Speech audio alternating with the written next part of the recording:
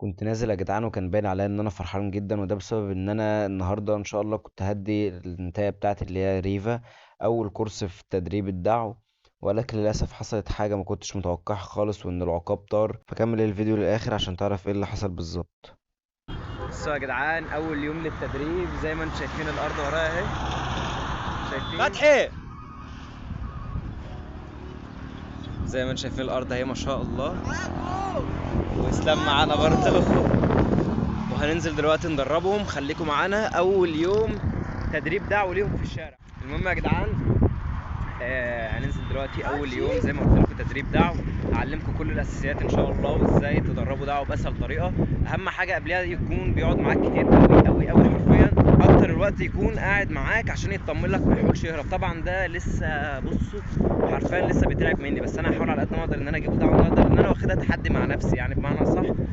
فخليكم معايا وان شاء الله اصور لكم كل حاجه، واعلمكم ازاي تجيبوا دعوة من الالف للياء حرفيا. دلوقتي يا جدعان زي ما انتم شايفين الهواء قوي بصراحه. انا ما عنديش، المهم يا جدعان انا ما عنديش خبره قوي في ان الهوا ده يعني كويس ولا لا، بس انا هجرب يعني. ان انا ما بربيش جوارح قد كده، بس انا بحبهم جدا جدا وحابب ان انا اتعمق فيهم وابقى ليا. اول حاجه هنعملها هنروح دلوقتي نحطها على الطوبه اللي هناك دي، وهوريكم كل حاجه، فتعالوا معايا. تعالى يا جدعان، تعالى كده فتحي.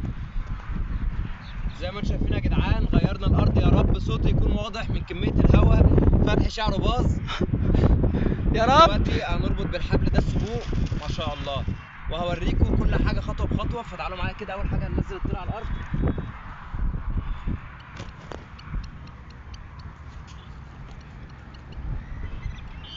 تحبك يا رفعت.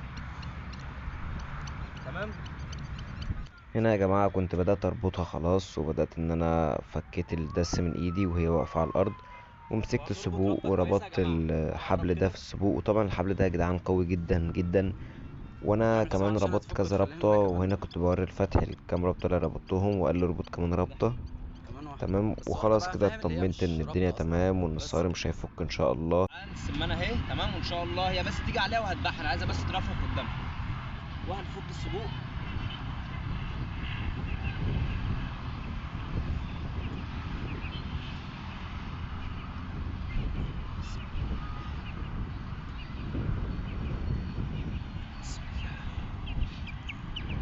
وهنبدا ان احنا نحاول نجيبها دعم.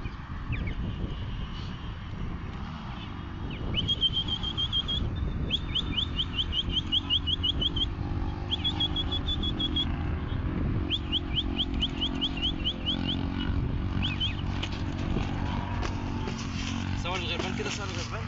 ده حمام. غفلتك في اول مره يا رفعت. عرفت مين ده بس. يلا.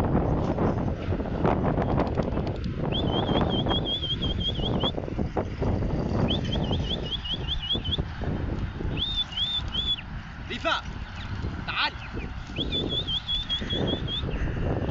حد عندك كرف هنا شويه.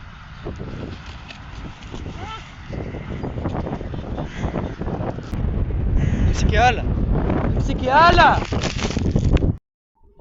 طب يا جماعه للاسف بختار الحاجات دي ما عادش ليها لازمه معايا خالص. حرفيا حلم عمري طار قدامي، واكتر حاجه تعبت عشان اجيبها، واكتر حاجه حرفيا يعني طلع عيني عشان اجمع فلوسها واجيبها. طبعا هي حاجه مش غاليه قوي، بس هي كانت غاليه عندي قوي بسبب ان انا تعبت جامد قوي في تدهيلها. وان الطير ده كان اول عقاب اجيبه في حياتي، فكان صعب عليا بصراحه ان هو يطير كده. ان شاء الله ان شاء الله هنزل في جروبات يعني المكان اللي انا فيه، وانزل في جروبات السوق كلها، لان هو لابس السبوق. ولو حد لقاه هيكلمني، وليه مكافأة يعني يا جدعان. فبصراحة والله العظيم انا مش عارف بجد يعني. الحمد لله على كل حال، بس بجد يا جدعان ده اكتر حاجة كان نفسي ان انا اربيها، وان انا ادربها تدريب كامل، تحويم ودعو وكل حاجة، بس قدر الله ما شاء فعل. بس كده، سلام. ده المكان اللي كنت بصور فيه يا جدعان.